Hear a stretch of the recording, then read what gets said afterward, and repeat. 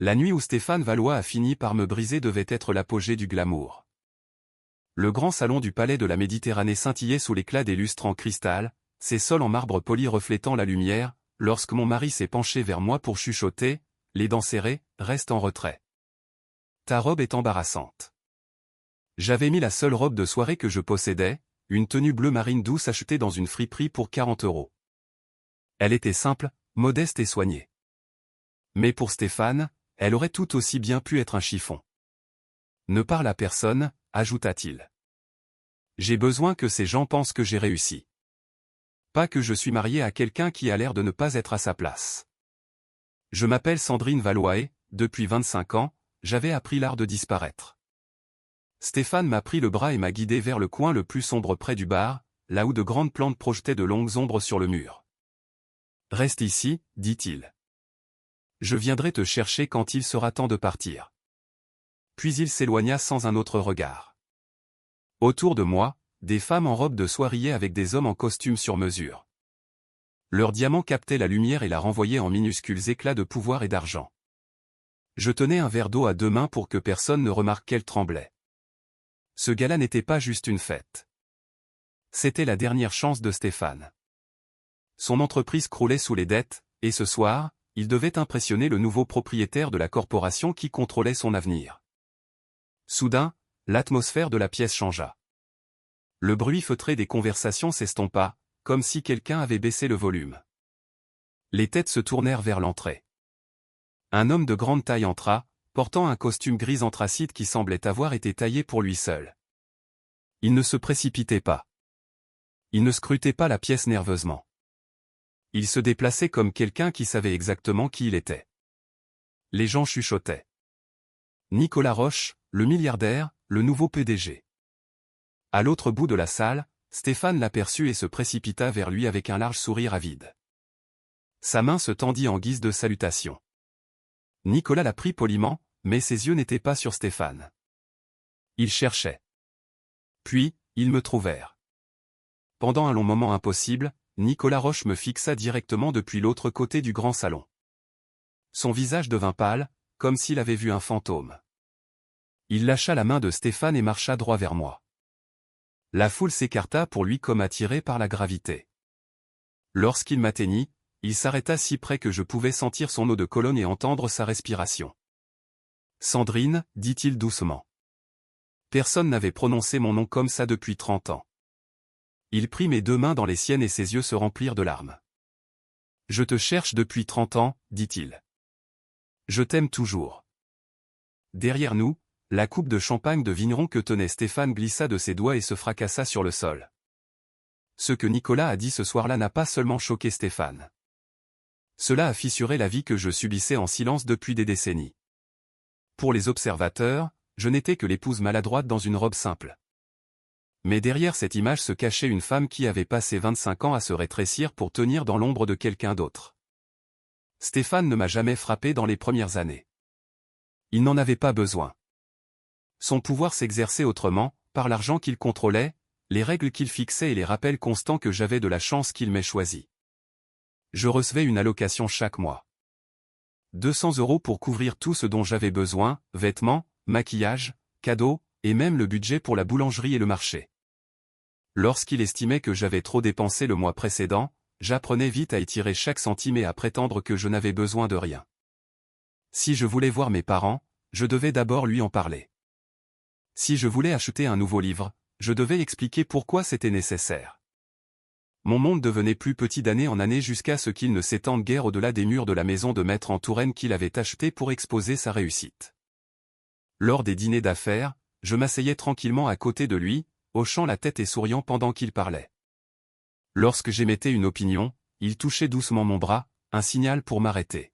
« Tu rends les choses gênantes », chuchotait-il comme si j'étais une enfant. Avec le temps, j'ai oublié ce que cela faisait d'être écouté. Jadis, j'étais quelqu'un qui aimait les livres, la poésie et les longues conversations sur les idées. J'avais autrefois prévu de devenir enseignante. Je voulais aider les enfants à découvrir des histoires qui pourraient changer leur vie. Mais Stéphane ne m'a pas épousé pour mes rêves. Il m'a épousé pour mon silence. Je suis devenu très doué pour cela. J'ai appris à me fondre dans le décor lors des soirées, à paraître agréable sans être remarquable, à m'assurer que personne ne m'accuse jamais de détourner l'attention de lui. C'est pourquoi ces mots au gala m'ont blessé plus que je ne pourrais l'expliquer. Reste en retrait. Ta robe est embarrassante. Ce n'était pas à propos de la robe. C'était à propos de ce qu'il croyait que j'étais, un accessoire qui ne devait pas distraire de l'attraction principale. Lorsque Nicolas a marché vers moi et a prononcé mon nom, c'était comme si quelqu'un avait allumé une lumière dans une pièce restée obscure pendant des années. J'avais oublié ce que cela faisait d'être vu. Stéphane l'a remarqué aussi. De l'autre côté de la pièce, je pouvais sentir ses yeux sur moi, perçants et froids. Au moment où Nicolas a pris mes mains, quelque chose en Stéphane s'est brisé. Il se fichait de savoir qui était Nicolas ou à quel point il était puissant. Il voyait seulement un autre homme toucher ce qu'il croyait lui appartenir. C'était la vérité que j'avais évitée pendant 25 ans, Stéphane ne m'aimait pas. Il me possédait. Et pour la première fois depuis mon mariage, quelqu'un venait de me rappeler que j'étais plus qu'une propriété. J'étais une personne avec un passé, un cœur, et une histoire qui n'avait jamais vraiment pris fin. Nicolas Roche n'était pas un étranger pour moi. Il était le premier homme qui m'avait fait sentir que mes pensées comptaient. Nous nous étions rencontrés à l'université, par un après-midi pluvieux à la bibliothèque. J'étais enseveli sous une pile de livres de littérature, essayant d'empêcher ma bourse de m'échapper. Lorsqu'il s'est approché pour me demander si j'avais faim, je lui ai dit que je n'avais pas les moyens de manger dehors. Il a souri et a dit, « Je n'ai pas demandé si tu pouvais payer. J'ai demandé si tu avais faim. » C'était Nicolas, direct, honnête, gentil d'une manière qui ne semblait pas forcée. Nous sommes allés dans un petit bistrot de quartier ce soir-là et avons parlé pendant des heures de livres, de rêves, de l'avenir. Il m'a parlé de sa famille et de leur empire commercial, mais il ne s'en est jamais servi pour m'impressionner. Il écoutait quand je parlais, comme si chaque mot comptait. Je n'avais jamais vécu cela auparavant.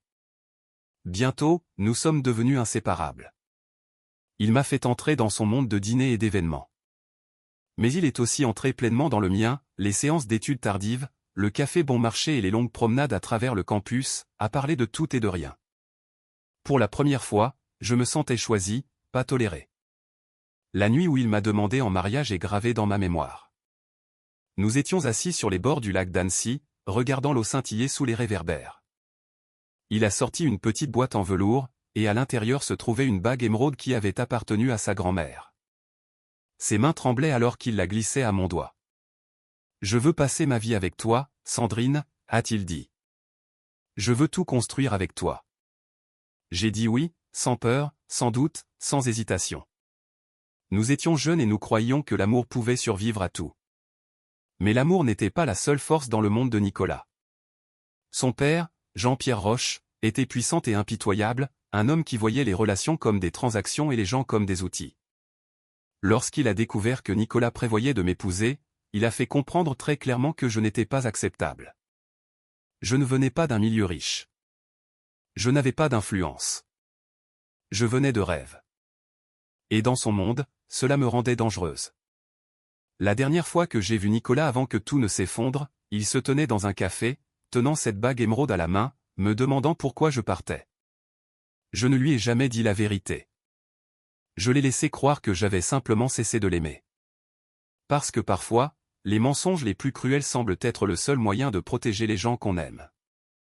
Maintenant, 30 ans plus tard, il se tenait devant moi à nouveau, dans une salle de bal pleine d'étrangers, de pouvoir et de secrets. Et le passé que j'avais enterré était soudainement vivant. La salle était devenue complètement immobile. Des centaines de personnes restaient figées sur place, regardant Nicolas Roche tenir mes mains comme si le monde autour de nous n'existait plus. Stéphane fut le premier à réagir. Il fendit la foule, le visage crispé et rouge. « Qu'est-ce que c'est que ça ?» aboya-t-il, tirant mon bras en arrière comme s'il pouvait physiquement nous séparer du moment. Nicolas ne le regarda même pas. « Sandrine, dit-il doucement. Je pensais que je ne te reverrais jamais. » Je pouvais à peine respirer. Le son de sa voix portait 30 ans de mémoire, de regrets et de désir. Stéphane agrippa mon bras assez fort pour me faire tressaillir. « C'est ma femme, dit-il bruyamment. Vous faites une erreur. » Nicolas tourna enfin ses yeux vers lui. Ils étaient calmes, mais froids. Je ne suis pas celui qui a commis l'erreur, répondit-il. Puis il chercha dans sa veste et sortit une carte blanche avec un lettrage argenté. S'il te plaît, appelle-moi, Sandrine. Nous devons parler. Il pressa la carte dans ma paume. Ses doigts frôlèrent les miens d'une manière qui envoya une chaleur familière à travers ma poitrine. Stéphane resserra sa prise sur mon bras. Tu n'appelleras personne. Nicolas regarda Stéphane, puis me regarda à nouveau. J'attendrai, dit-il. Peu importe le temps que ça prendra. Le moment vola en éclats. Des chuchotements parcoururent le grand salon comme une tempête. Les gens se penchèrent plus près, faisant semblant de siroter leur boisson tout en absorbant chaque détail du scandale qui se déroulait devant eux. Stéphane me traîna vers la sortie, son souffle chaud de rage. As-tu une idée de ce que tu viens de faire? Siffla-t-il. Tu m'as humilié devant tous ceux qui comptent. Mais pour la première fois de ma vie, je ne pensais pas à sa réputation. Je pensais à la carte dans ma main, au nom Nicolas Roche, et à la façon dont mon cœur battait comme s'il avait été endormi pendant des décennies et s'était enfin réveillé. Nicolas ne connaissait pas la vraie raison pour laquelle je l'avais quitté. Personne ne la connaissait, pas mes amis, pas mes parents, pas même l'homme que j'avais épousé. La vérité avait commencé dans un bureau silencieux, au-dessus de la ville, il y a 30 ans. Jean-Pierre Roche était assis derrière un bureau massif en bois sombre poli. Quand je suis entré, il ne s'est pas levé. Il n'a pas souri. Il m'a simplement étudié comme on étudie un problème qui doit être éliminé. Alors, vous êtes la fille que mon fils veut épouser, dit-il. Je levai le menton, essayant d'être courageuse. Oui, nous nous aimons. Jean-Pierre se renversa dans son fauteuil. L'amour n'est pas ce qui maintient cette famille en vie, mademoiselle Valois. C'est le pouvoir. Il me dit qu'il avait fait ses recherches sur moi, ma bourse, mes parents, mes rêves. Un par un, il énuméra les choses qui constituaient tout mon avenir. Un coup de téléphone, dit-il, et votre bourse disparaît. Un autre, et vous ne serez jamais embauché par un établissement scolaire décent. Puis il se pencha en avant, et sa voix baissa. Et si Nicolas essaie de quitter cette famille pour vous, je m'assurerai qu'il ne réussisse jamais rien. Je me sentis malade. Il ne menaçait pas seulement moi. Il menaçait l'homme que j'aimais. Que voulez-vous de moi? Demandai-je. Vous allez rompre avec mon fils, répondit Jean-Pierre.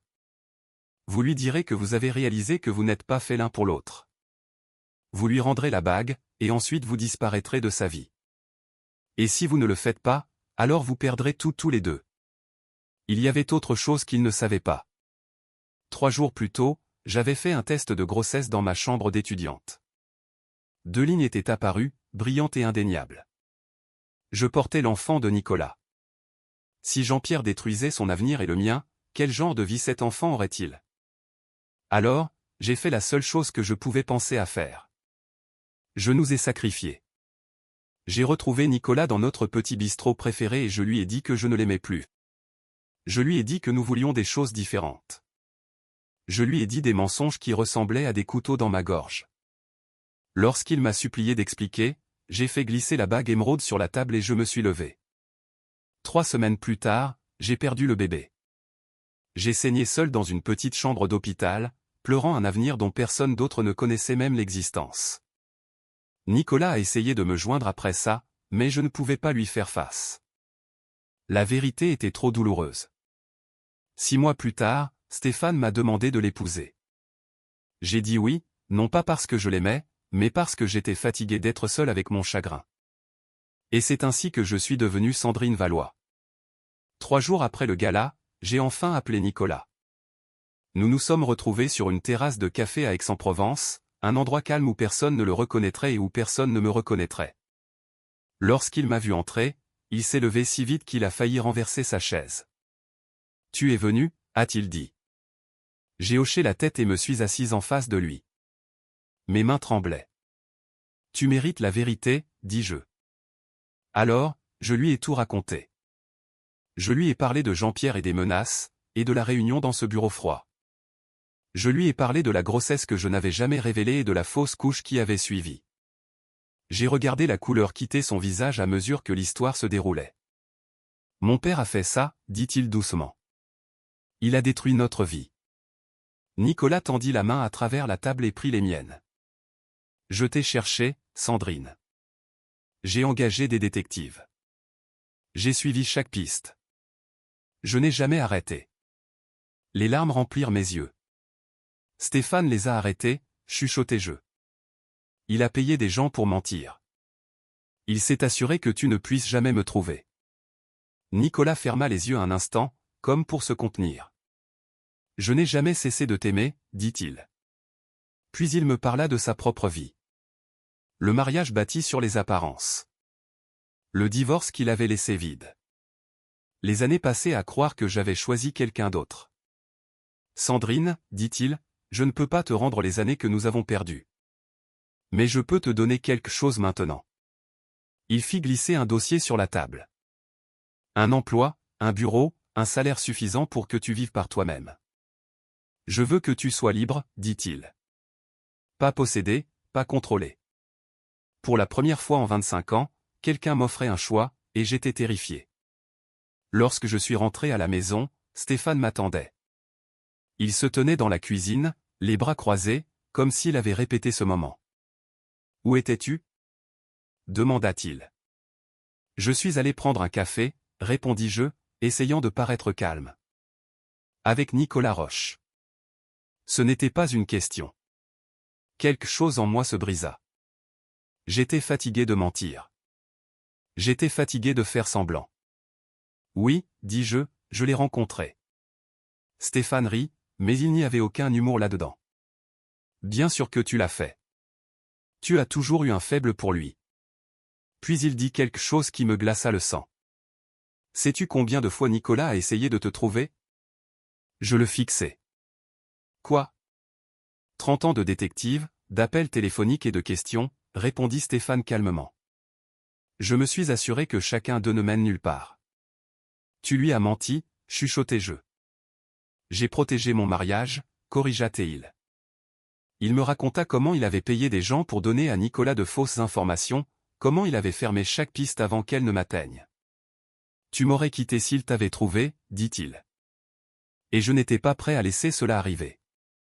La vérité était laide et indéniable. Il ne m'aimait pas.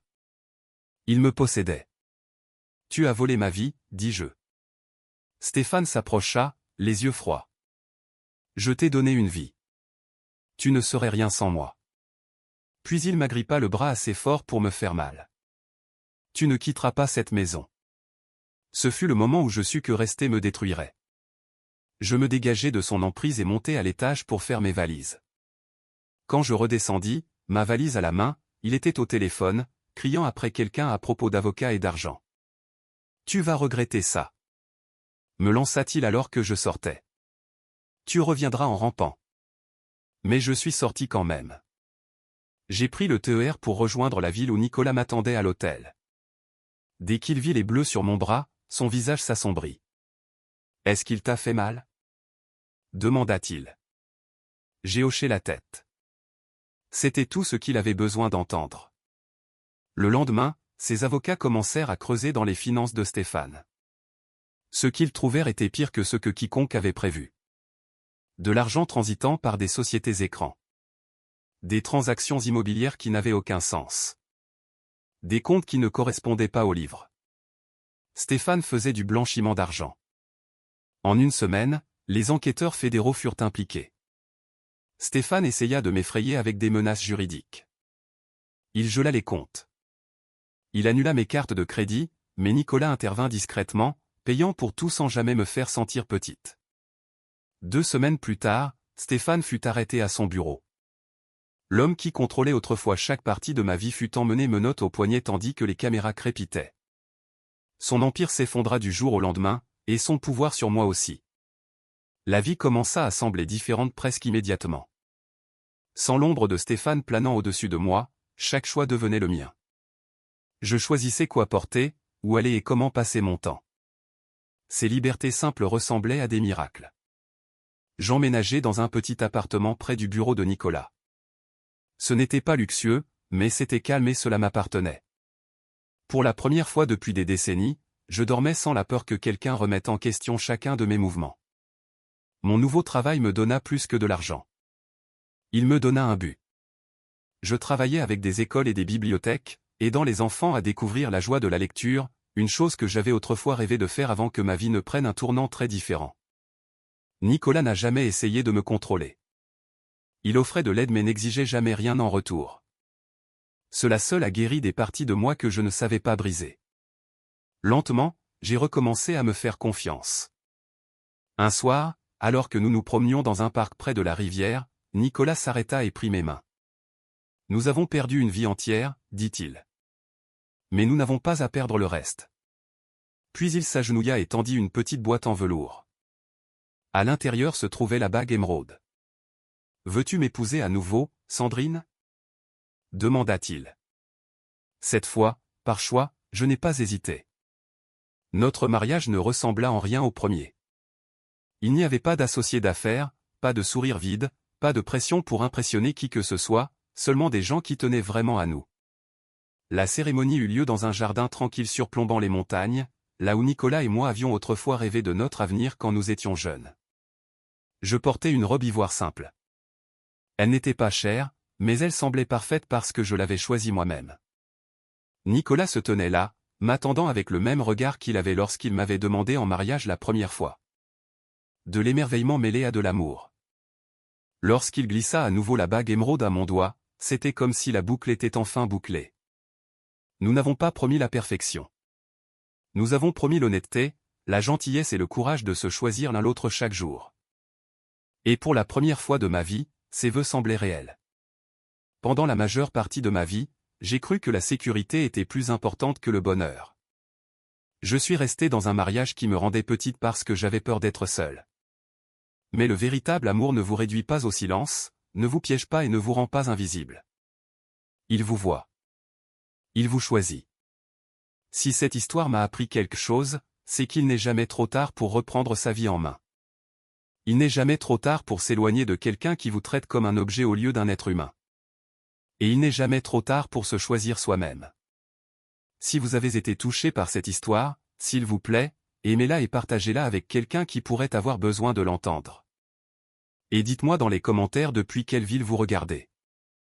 Je veux savoir jusqu'où cette histoire a voyagé.